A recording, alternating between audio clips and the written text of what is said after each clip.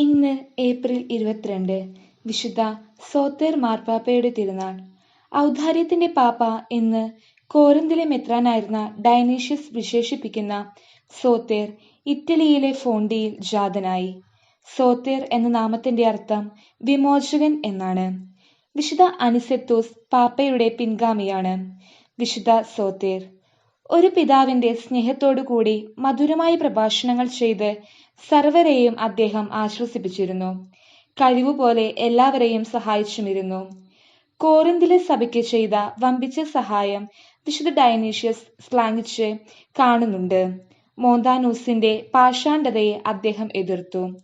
സോത്തേർ മാർപ്പാപ്പയെക്കുറിച്ചുള്ള പഠനങ്ങൾ ആദിമകാലം മുതൽക്കുള്ള റോമാ മെത്രാന്റെ പ്രാമുഖ്യത്തെയാണ് സൂചിപ്പിക്കുന്നത്. 4 കൊല്ലത്തെ തിരുസഭ ഭരണത്തിനു ശേഷം രക്തസാക്ഷിത്വം വരിച്ചുവെന്നാണ് പാരമ്പര്യം. ക്രിസ്തീയ വിശ്വാസത്തെ പ്രതി പീഡകൾ സഹിച്ചവരെ സോത്തേർ മാർപ്പാപ്പ ആശ്വസിപ്പിച്ചു. അവരുടെ ആശ്രിതർക്ക് സഹായം നൽകി.